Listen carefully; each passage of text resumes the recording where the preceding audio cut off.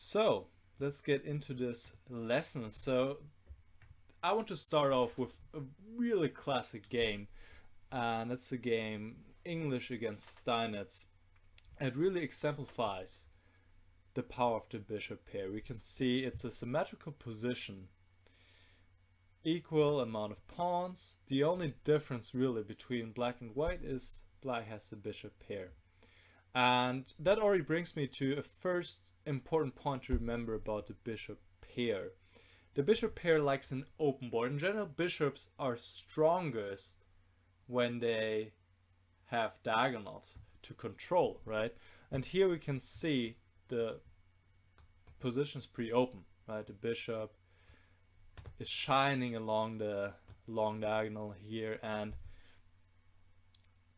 the position is just open. There are no pawns in the center blocking anything, and the bishops can really control the board.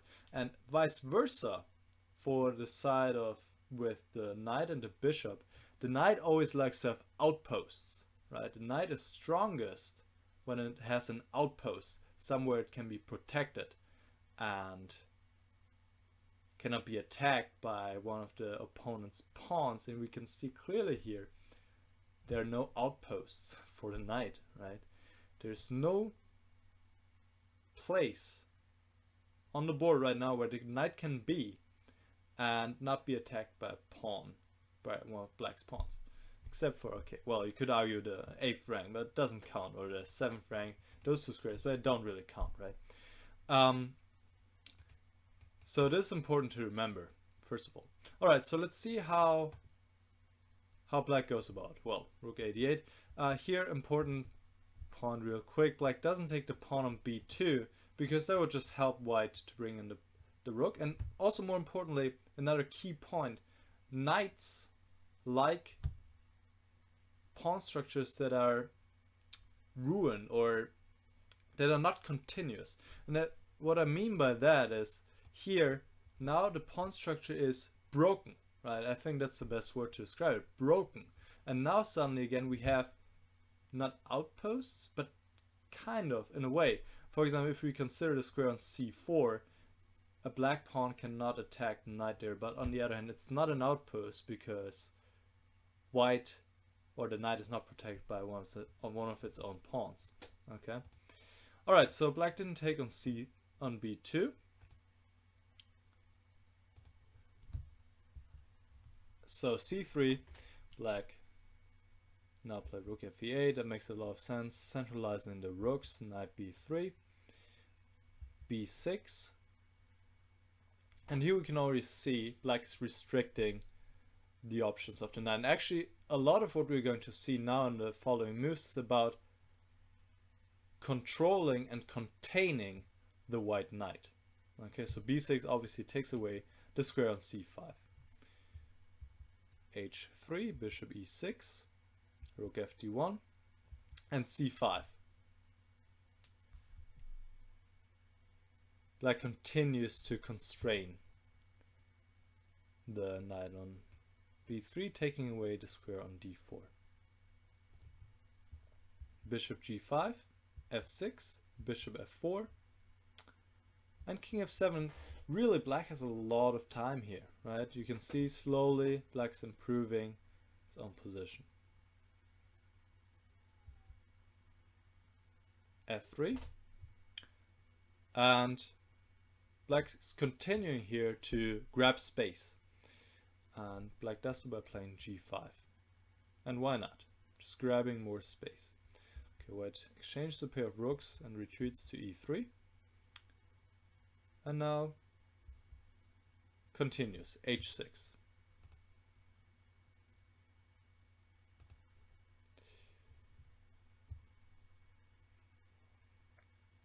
h6 obviously with the idea to prepare f5 and once again open up the bishop. And you can see the knight on b3 really doesn't have any perspective here. There's no place on the board where the knight would be really well placed right now, right?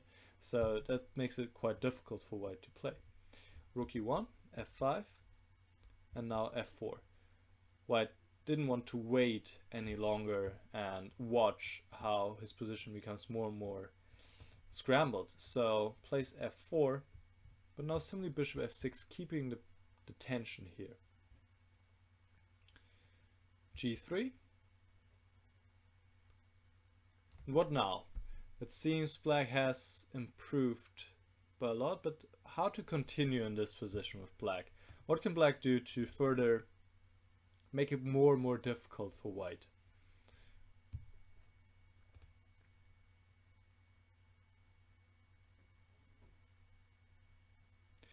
Yeah, that's a good point you're bringing up here, Kevin.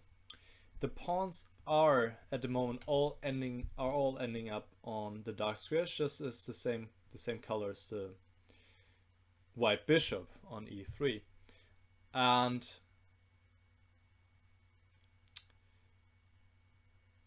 that's the case because the pawns are complementing quite nicely the bishop on e6, right? And this is the piece that white is missing, the light squared bishop.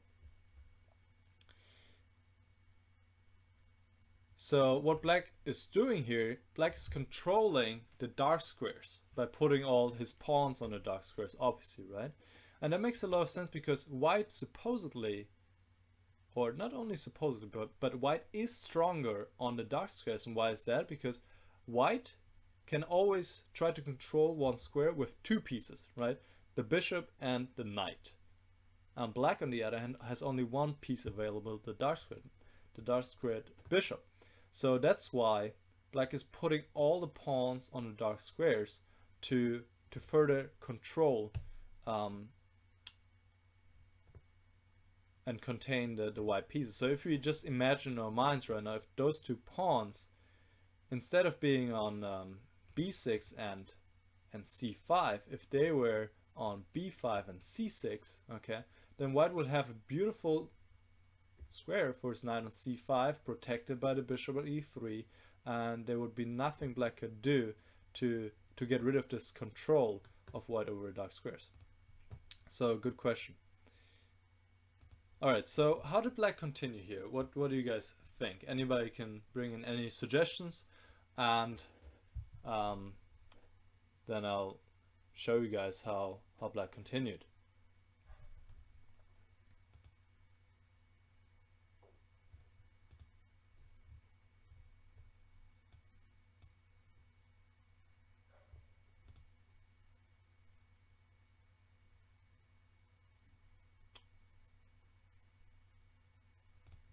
Alright, so what black did, black further expanded on the queen side by playing a5. And that makes a lot of sense because white cannot really react on the queen side right now, especially also because his pawn cannot move because the pawn needs to protect the knight on b3.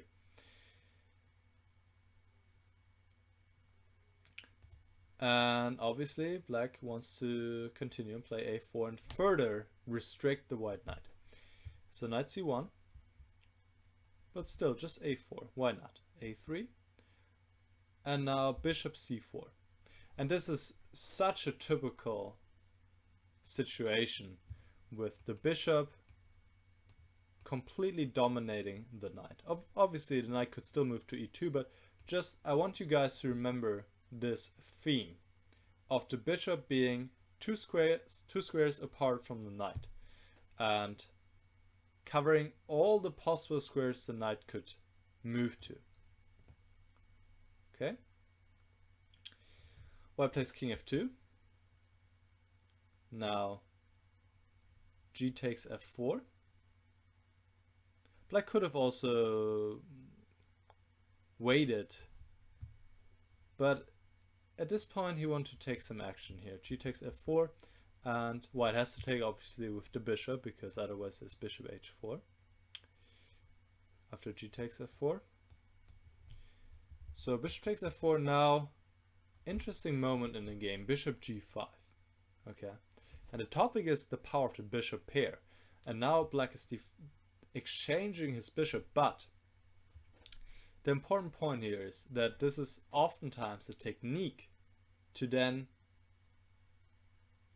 transfer into an even better endgame, or not transfer, convert into an even better endgame. That's exactly the case here. With this bishop being so dominant on c4 and also black aiming to enter on the second rank with rook d2, that makes a lot of sense here. And white took on g5. What about king e3?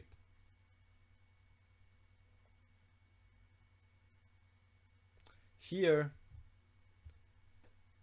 black would just play king g6, and it is really difficult for white to play any moves, really. Also, there's also another important point here. At some point, black could also exchange rooks. Let's say white played a move like h4. Now, rook e8 check, takes, takes, takes, takes, king comes in, and that's completely game over. Also, we need to remember this knight cannot move, or rather, if it moves, what black could just go into this winning pawn game.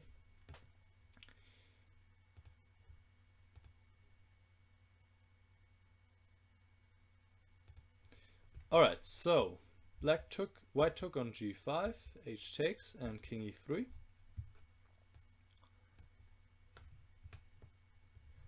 And now king f6.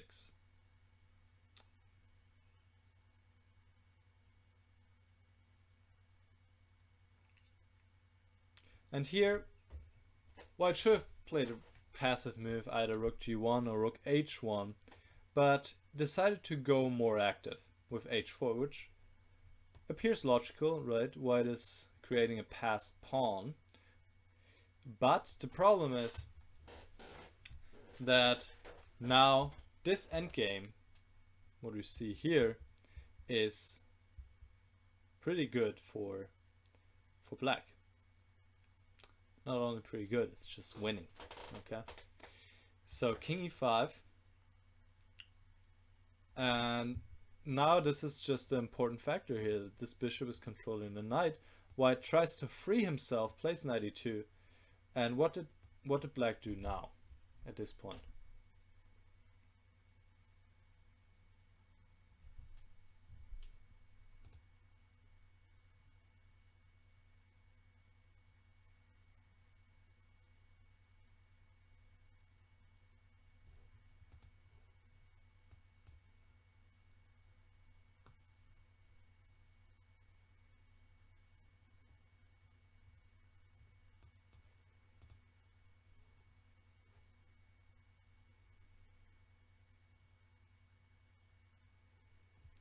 Alright, yeah, Lucas figured it out.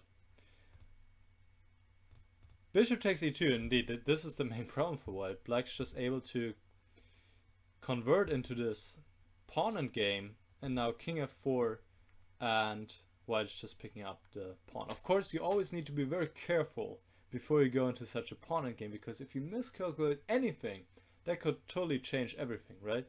Pawn endgames are the kind of endgame where mistakes or calculation mistakes, I should say, are the least forgiven compared to any other endgame, because, well, if you calculate one thing wrong, maybe miss one tempo move or one kind of subtle move, then suddenly everything could change and you could go from winning to drawing or losing. But in this case, black is indeed winning. It's quite simple. Black's going to pick up this pawn, so there's really not much to the rest of the game, I'm pretty sure. Let me just see. Okay, here of course important point. Black doesn't take the pawn, because that would be not a good idea, but instead just pushes his own pawn, right? Black needs to stay close to the pawn, needs to play king e4, otherwise now black really takes this pawn on h4. And then black just pushes, and, well, I don't even know why white still played on here. Obviously, this is completely winning for black. So the big takeaway from this game is how black just slowly improved his position. I mean, if we go back to where we started in this position, all the pawns are back there, right? A7, B7, C7, and then we compare this with, let's say, this position. Now suddenly black has expanded so much, grabbed so much space, and in the process has restricted the white knight, so that it ended up on c1 being completely dominated by the bishop on c4, and this was the crucial factor in the end, because the white knight could not move without being exchanged, and it led to a winning endgame for white. For black, not for white. Let's see another game, and this time actually I would like to show you one of my own games. Alright, let me just load this real quick.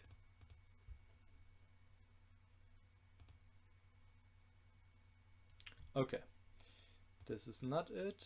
Let me see where it is. Oh, there it is. It's very recent. It was played at the end of March this year. Let me start out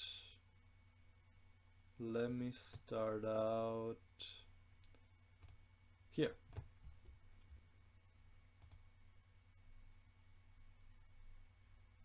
Alright, so I was playing with the black pieces against Corley Kassa, an international master from Denmark.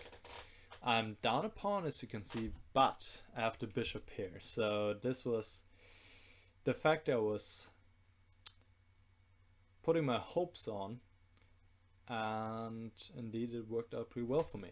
Alright, so this position, what would we play at this point with black?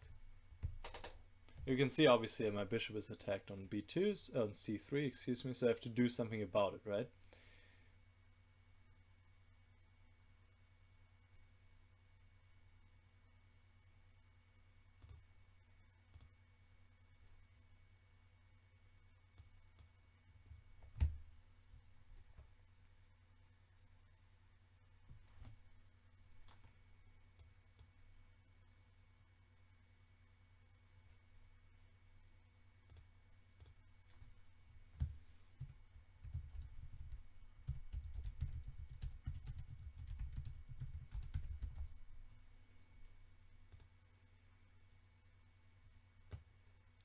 Alright, so Sam suggests rook b2, and Lucas suggests bishop e5.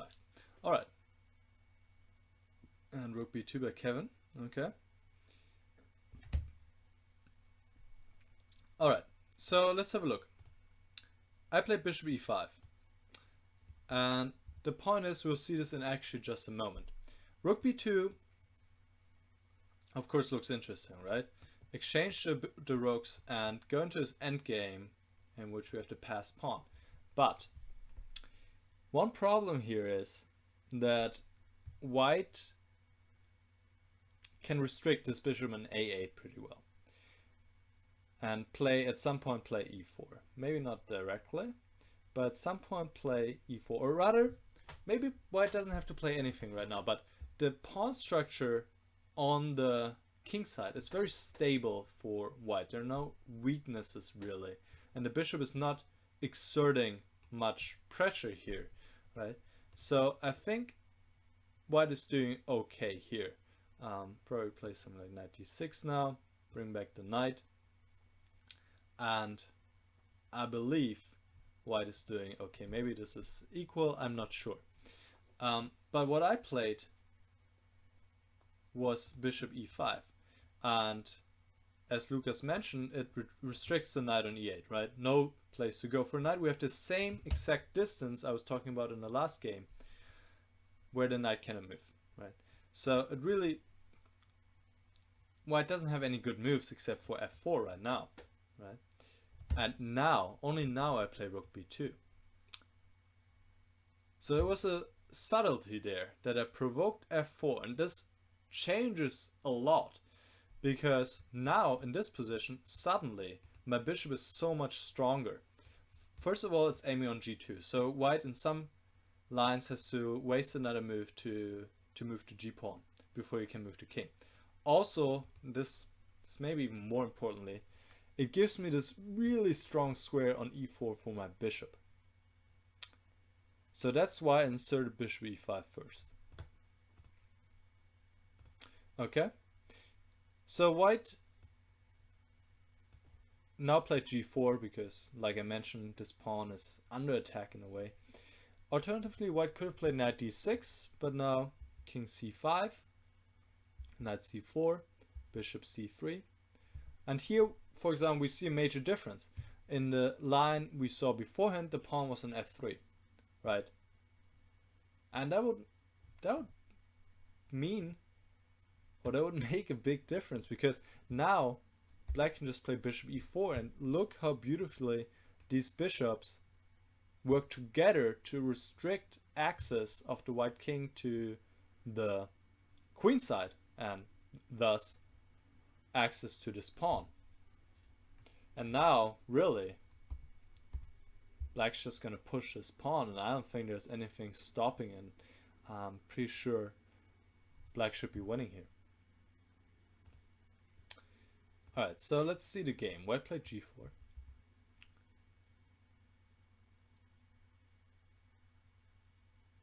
Now I said, alright, you play g4, I'll play king c5. And once again, it's about restricting this knight, not letting this knight back into action, right? Also, of course, bringing the king to c5 helps in many ways, right? I'm bringing my king closer to maybe support my a pawn, even though that's maybe not as important. Sometimes I have this option of bishop d5. Keep an eye out on that. And also, possibly I'm bringing my king closer to the king side in case those pawns are rolling down the board and I need to be there to stop them.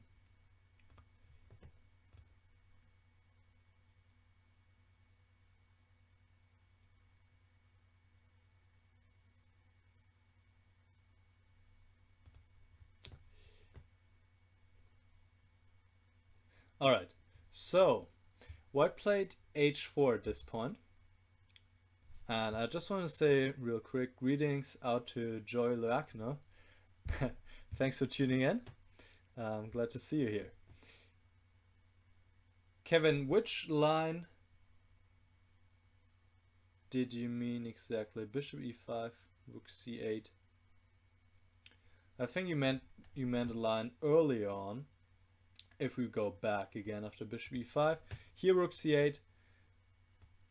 Yeah, it would have been possible, but like you said, rook b2, and the white king is forced to the first rank, and then obviously black can start bringing in the bishops and pushing this pawn. Really, all the white pieces look ugly.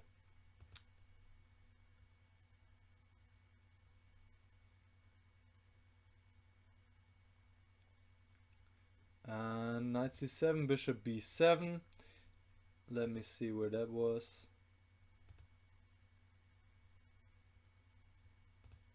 So here probably, right? Knight c7. Yeah. Here, okay, bishop b7 would be possible, but probably I could just... Oh, hold on, my bishop is hanging. Yeah, bishop b7 looks very decent. Yeah, that looks like a fine move.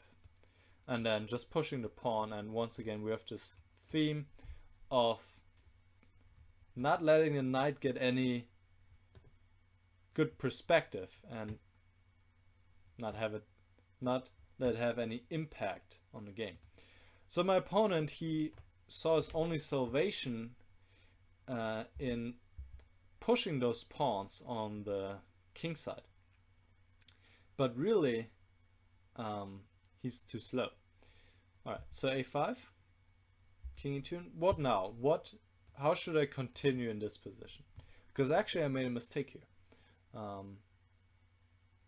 So what should I do here to continue?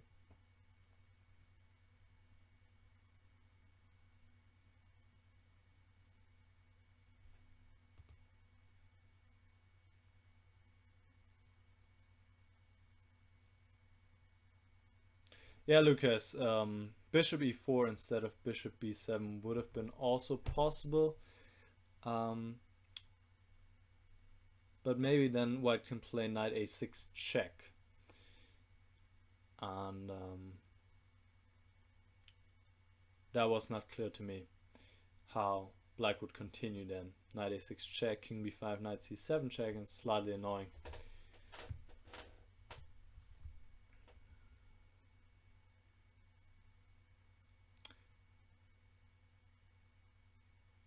So how should black continue in this position? Should I play bishop e4 or just continue to push with a4?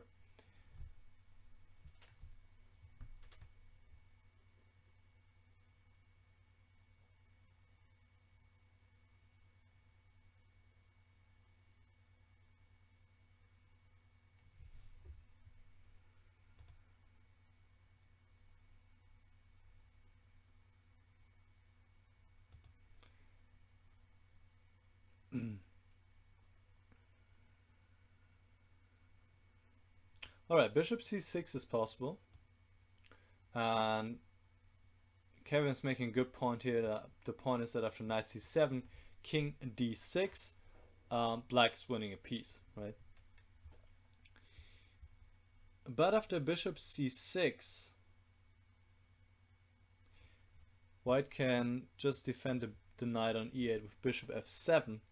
And I'm not sure how much this has helped me now to insert those moves.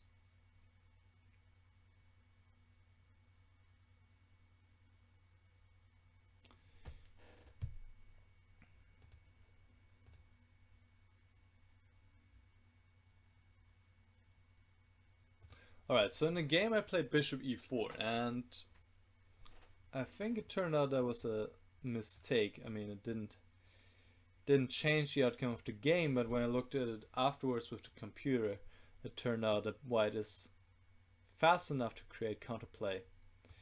So I should have just pushed with a4. And what I didn't see, I was afraid obviously to let the king close to the pawn, right? I thought the king is gonna come here to b3, and it looks like the king has stopped it, right? If the king makes it to a2, that's it. The king is there.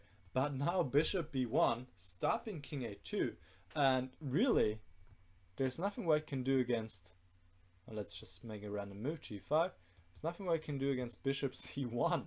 It looks funny, right? Putting both the bishops on the first rank, but now a2 is the threat, and white needs to give up the bishop for the pawn sooner or later. So this is winning for black. Still some accuracy is needed here, because right now so the pawn on g7 is hanging, but this appears to be winning for black.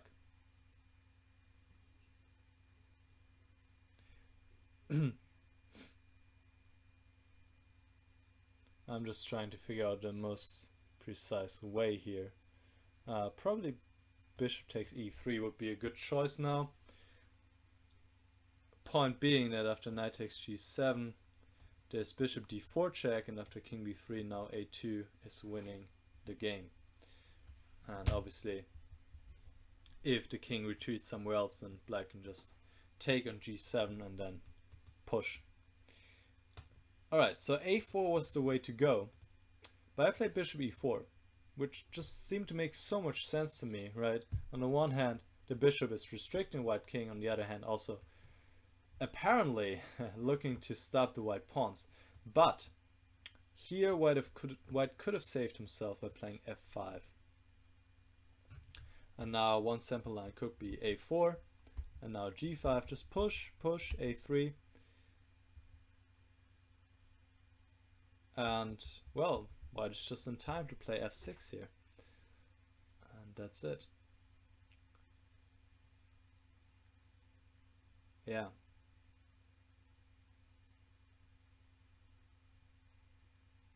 Pretty simple when I look at it right now, honestly. But white is just eliminating all the pawns, all the black pawns.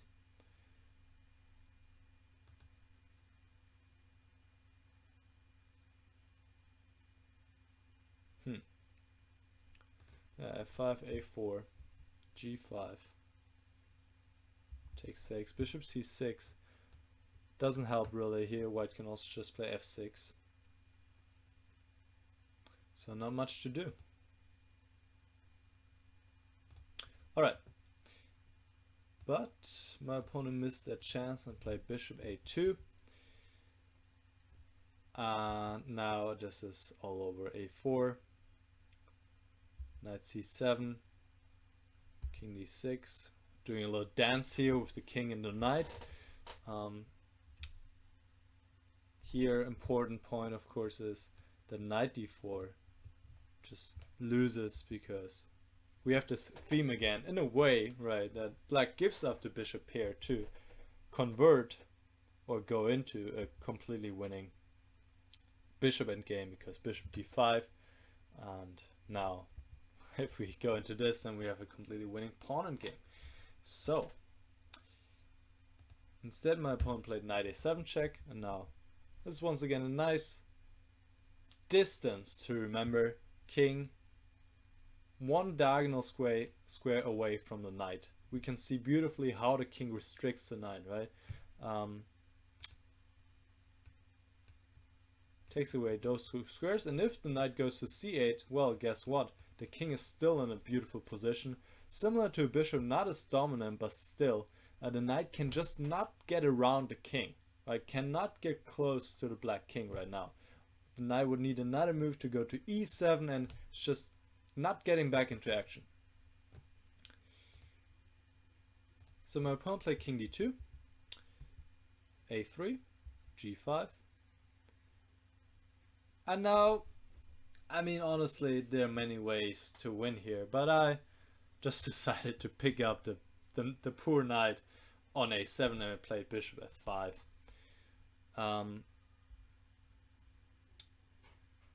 Yeah, also important here, maybe, I'm not exchanging on g5. I want to keep as many pawns as possible, right?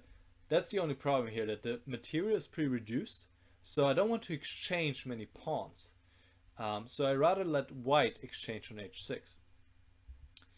So bishop f5 takes, king e2, and now, well, just king b6. And he gave up this knight on a7, tried to initiate something with those pawns, but the pawns are way too far behind. And e5, and now just bishop f5 back. That's all, right? Just control. This is all about control here. Not allowing the king coming to e4, and there's nothing white can do, right? If white had pushed this pawn, then I could have just played, well, I mean, honestly, a lot of things, but looks like bishop e5 would be easiest. Just taking away once again the square on f4, and then king g4, and, well, just bishop e8, for example. I mean, at this point, many ways to win, right? So here my opponent played e5. We've seen this. He played e6, last chance, play e7, but I like this finishing position, really. Just the bishops completely controlling everything, and here my opponent resigned.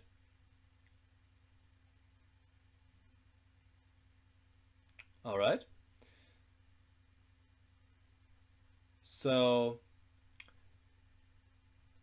what can be taken away from this game, or this example? I think a key point here was this, when we started this whole example with bishop e5 here, to provoke this move, just to give my bishop on a8 more space to work with, right? To weaken the light squares, to work with that. And then the pawn is always the a pawn or the h pawn. They're always the best friend of the bishop pair. I think this is also a major takeaway here.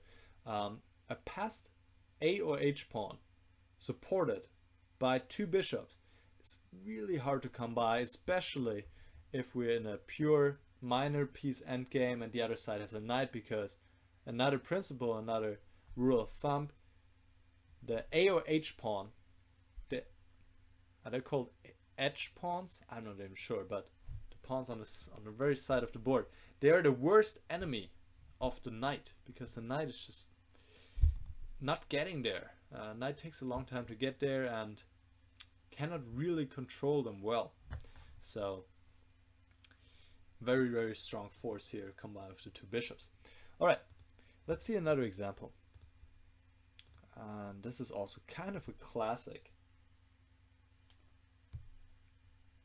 It's a game Botvinnik against Bronstein from 1951. And this is a lot about domination, really, and finding good maneuvers. Okay. Alright. So here Botvinnik plays this really nice move.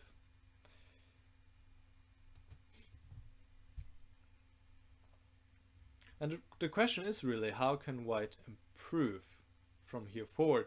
I mean, obviously White has a really nice position, even though he's down a pawn, but it doesn't really matter because those two pawns don't really cause any trouble, so it doesn't matter White is down a pawn. But how can White improve?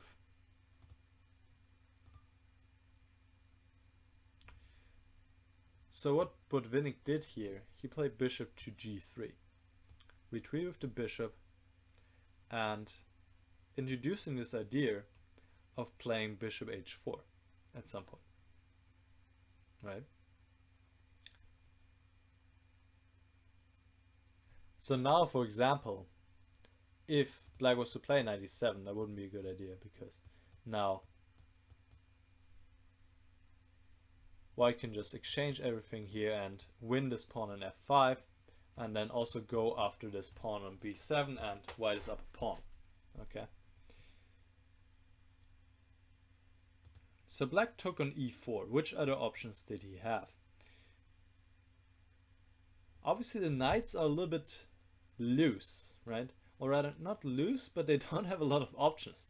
This knight cannot move to e7 or d8, as we just saw.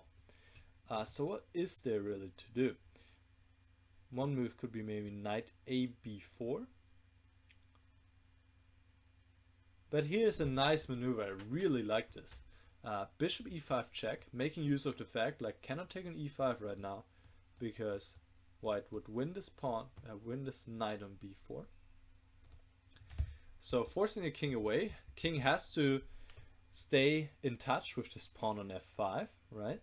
And now bishop d6, knight a6, and now takes on d5, takes on d5, and this is pretty much the same position, except for king's on g6 instead of f6, and now White has this little cute move, bishop a2, and the king is not in time to go to e6 and protect the pawn. White picks it up and should win from there forward. So this is actually the main point here. This is Zugzwang. Black really doesn't have a good waiting move.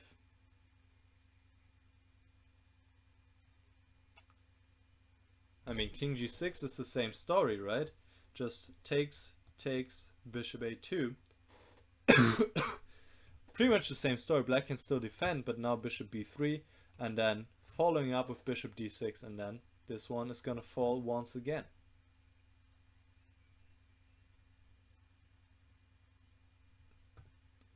Alright, so Black took on e4, takes e4, h6,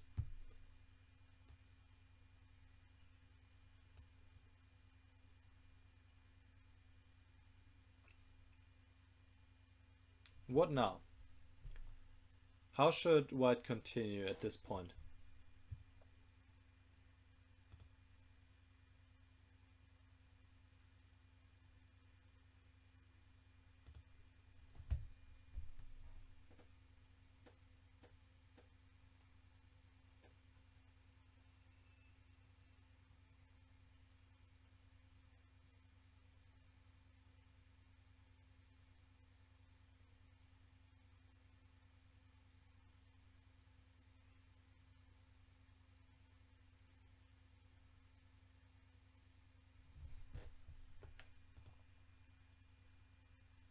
white could play e5.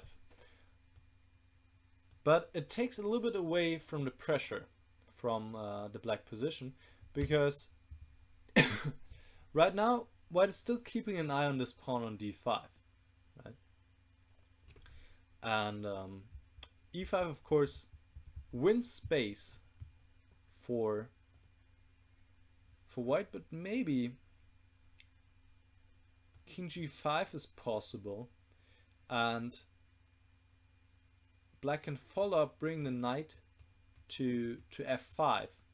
And now the question is, how much is this bishop doing now? And this bishop is restricted now because this pawn e5 is in the way. So instead, Bodwing played bishop f4, which is also kind of preventing black from playing any king g5 move, even though it's not too big of a problem. But the point here is once again to hit this pawn on h6 and further provoke this pawn to go forward and create weaknesses, really. So here black is forced to play h5. If king g7, then once again we have this theme where the king is too far away to protect his pawn on d5, and white can play bishop a2, and it's really the same thing we've already seen. King g6 and bishop d6 hitting the knight and picking up the pawn on d5. So black played h5, but now takes, and we're introducing a new idea here, playing h4, putting this pawn, fixing this pawn on h5, and also opening up this option bishop g5 check, which is about to happen right now. Bishop g5 check and bishop f5, and those bishops just beautifully work together here. And once again, it's a really common theme that we've seen also, especially in the first example, but also in the last example, that white has this option here after knight e7 to exchange this knight and go into a pure bishop against knight endgame, so give up his bishop pair, but go into his favorable endgame, and this is winning. And now we see also why white provoked this pawn move to h5, so now you can pick it up. And once again we have this worst enemy of the knight, the h pawn, and white is going to win from here.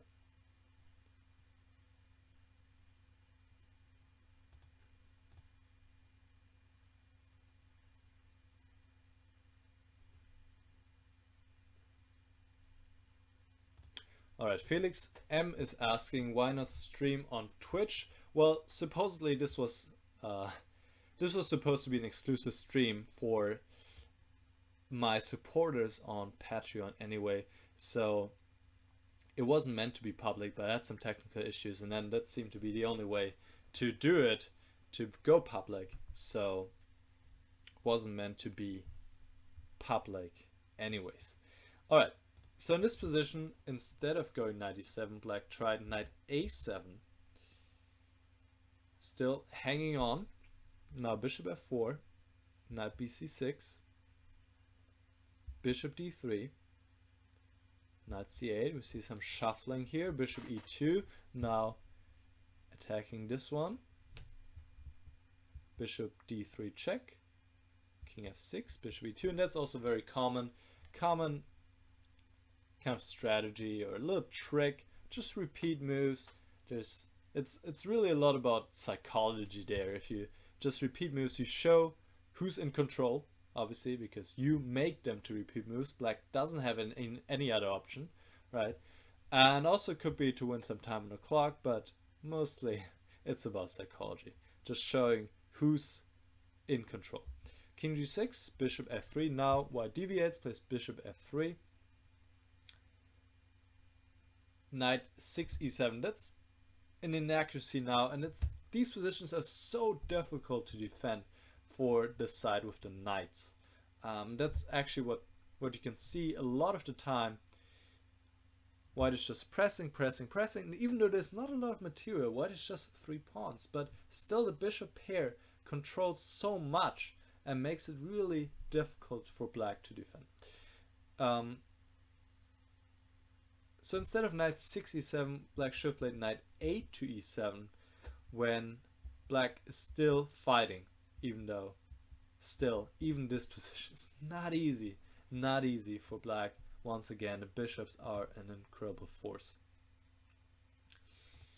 So knight 6 e7 and now bishop g5, and indeed black just resigned here. Why is that? Well, it's just as the starting position. When we looked at it, it's another Zugzwang. That means no matter what black does, his position will worsen. So the best move black would have here would be to sit out, right? Not play anything at all, but obviously that's not possible in chess. So black has to make a move, and then he will lose a pawn, no matter, or worse, right? If he moves this piece. But otherwise the king is glued to this pawn, the knight is glued to this pawn. So no matter what black does, he loses something. So for example, knight c6, bishop takes d5, knight d6. That's just a possible variation here. Bishop f3, king f5, bishop c1, b5, well, just takes an a5, and creating a pass pawn on the a file, and white is winning. Just a possible variation.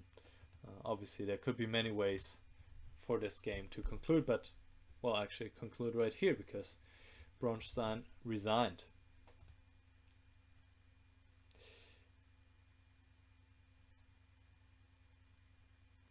Joe, at which point did you want to play king f5? If you mean at this point, now king f5, then white will pick up the pawn on h5 and then also just continue to push this pawn forward and support it with the two bishops. And M. Piazza asks if this is Nakamura versus Carlsen. No, it is not. It's about winning against Bronstein. But actually, I was thinking about this game just a few moments ago because it was actually Carlsen with the white piece against Nakamura. But yeah, in a lot of ways it resembled it, because if I remember correctly, it was also two bishops against two knights, and Carlsen was able to grind out a win there. All right, I would say let's finish it up with another one of my games. Hold on, where is it? There it is. Let me just fast forward to the critical moment. Alright, so this position I had in my game against Varshan Akobian, strong grandmaster from the US. You can see it's reduced material, only 3 pawns left on both sides, but still, just because I have this advantage of having the two bishops, I can try on, press on, and just try, right? I mean, there's nothing to lose. Whenever you're in a situation like this, where you pretty much don't have anything to lose, and you can just see, is there anything?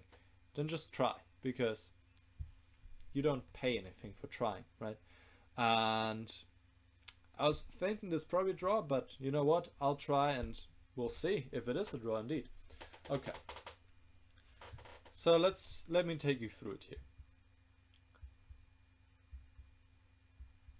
So I'm just trying to bring my piece on better squares, and I wasn't even sure yet what I was going to do.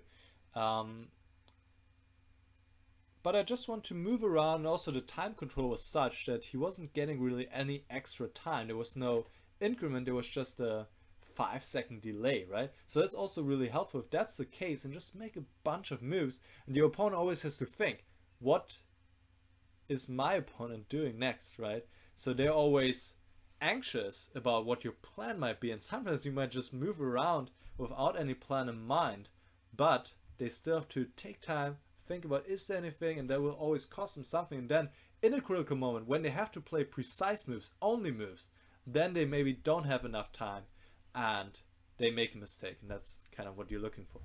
Okay, and it's kind of what happened in this game in a way too, I feel like. So bishop f8, critical moment here. I'm not going to exchange bishops, right? This is my only advantage right now. So I am going to keep the bishops on the board and I play bishop h8. If I was to take, this would not lead me anywhere because here black can just play knight d7.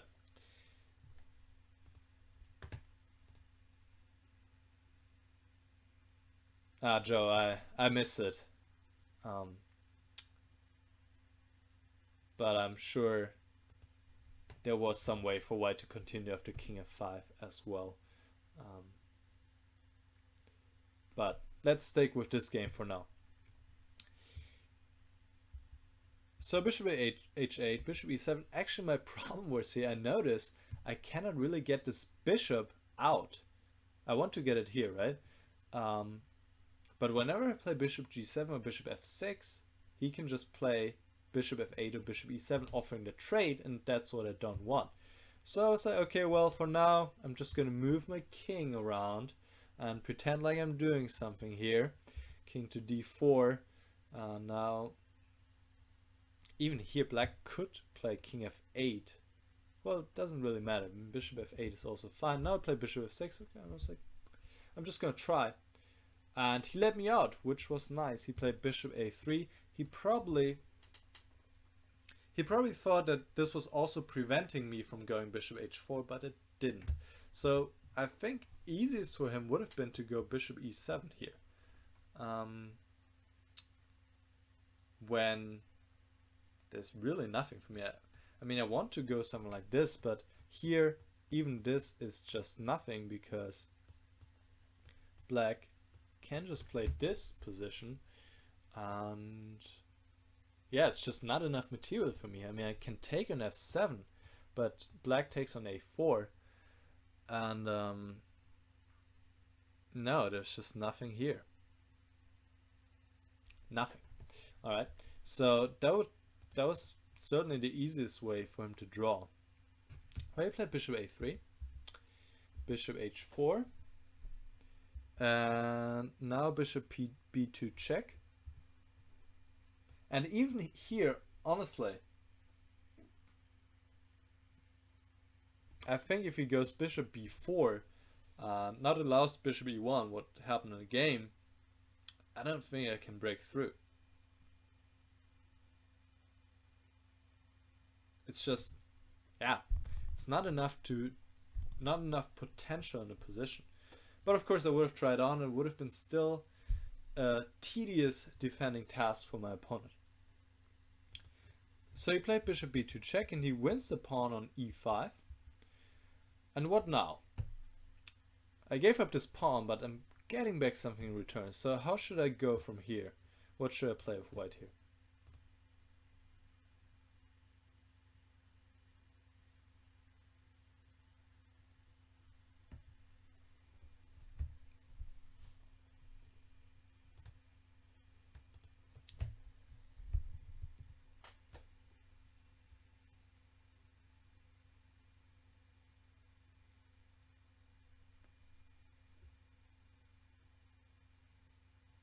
Alright, bishop e1 was my first intent, indeed. But I was like, wait a minute. I can wait with this move. Of course I can play right now and pick up this pawn a5, but I kind of allow black to go king d7 and bring his king closer, right? And this might still give me good chances. But I wasn't as sure. And so for example, bishop takes a5. Now probably black can just play bishop d6 check and protect this pawn. And I still have chances here, no question. But why would I allow this? I asked myself. And then I noticed, well, just king c6. Put his king on c6. So strong. Keeping an eye on c7, not allowing king d7. And I'm in no rush. I mean, bishop e1 cannot be prevented because bishop c3 runs into king takes c7, obviously, and there's nothing else black can do. Okay.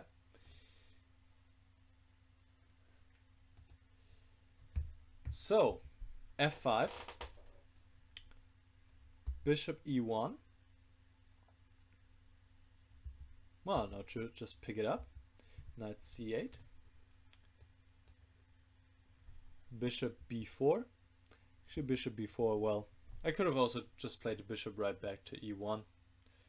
Doesn't really matter that much. f4, but here I actually made a mistake. Here I made a mistake.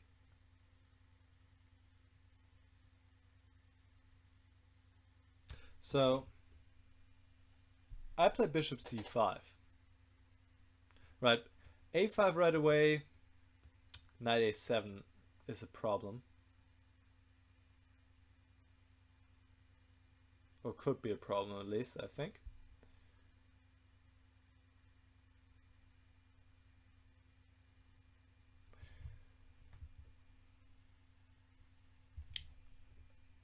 So the best way to would have continued here was just to play bishop d1. Just control this, and white is in there's no rush really.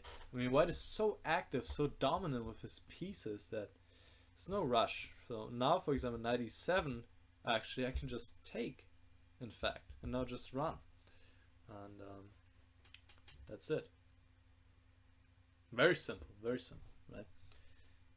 And if bishop d4, then just king b7. And now I'll be soon ready to push my pawns, right? So that would have been much easier. I played bishop c5. And now that's what I kind of meant earlier when I said try to get your opponent low on time by just moving around a lot. And here he didn't have a lot of time. He played just, I mean, I think he had barely any time. He had like 3 seconds and then the 5 seconds delay or something like that. So he played very quickly bishop d6. If he had more time, he probably would have found bishop c3, which is making my task much more difficult, stopping a5. And that would have been a long way to go from here. Still, white is better, but now you have to get rid of this bishop on a5, so that might have been really difficult, or maybe even possible. It might be draw again. So yeah, gotta be vigilant, I think that's the right pronunciation, till the end. Bishop d6 just loses on the spot because I take and I play b6, and that's it.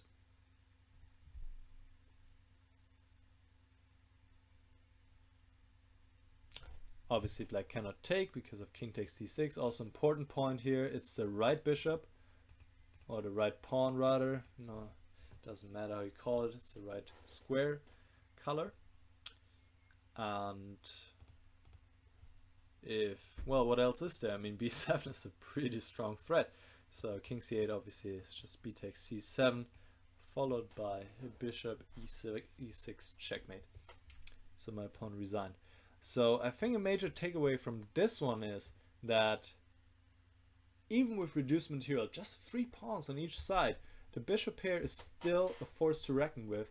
And as long as you can try, just try. I mean, I beat a strong grandmaster here just by being persistent and trying till the end. And many times, I've seen it so many times, even strong players do make mistakes, and especially when they're low on time, of course. So if you keep the pressure, then more often than not, it will pay off. Alright, so that concludes this lesson about the bishop pair, or the power of the bishop pair. We have seen bishops like open positions where it's not blocked and closed, but they have diagonals to work with, right? That was the case for all of these games. Bishops need space, right, to be most effective. You can have the most beautiful bishop pair, but if the position is completely closed, then it's not gonna help you much, right? And then we've also seen bishop pairs are strongest in conjunction with passed pawns, obviously, especially passed A or H pawns, right? Here, once again, we have a passed A pawn. I mean, it didn't need it in the end, but it would have been still very difficult to stop, okay? So those are the key elements. If you're playing against the bishop pair, you want to try to exchange one of the bishops to obviously get rid of the opponent's bishop pair, or you want to find outposts for your knights to have a strong, secure stand, and to make it difficult for the opponent to really fully use the bishop pair and to kind of constrict them. And also, actually, that was a point I forgot. For the bishop pair, we saw again and again, one major advantage is that at the right point in time, you can exchange a bishop against the knight or a bishop of the opponent, and by doing so, getting into a winning endgame. We saw this in almost all the examples, I believe. So that happens a lot. And that makes it also powerful because you have this option, right? Sometimes to force your opponent to force, and on your terms, and then hopefully it's good terms, and then that can lead to winning pawn endgame, winning bishop against knight endgame.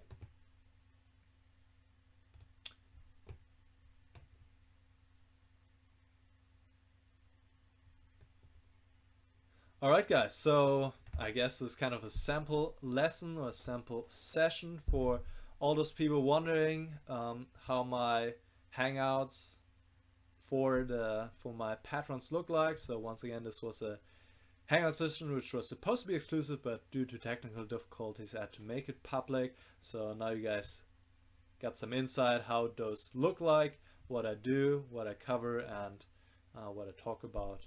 So I hope you guys enjoyed it.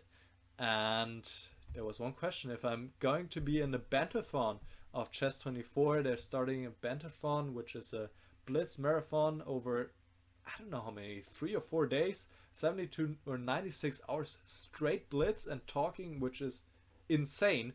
So the question was if I'm going to be in it. The answer is yes, and I'm going to publish a video about that tomorrow. All right, for all of you guys in Germany, I hope you have a great night, and for you guys watching overseas in the US, I hope you guys have a good afternoon and rest of the day. Goodbye.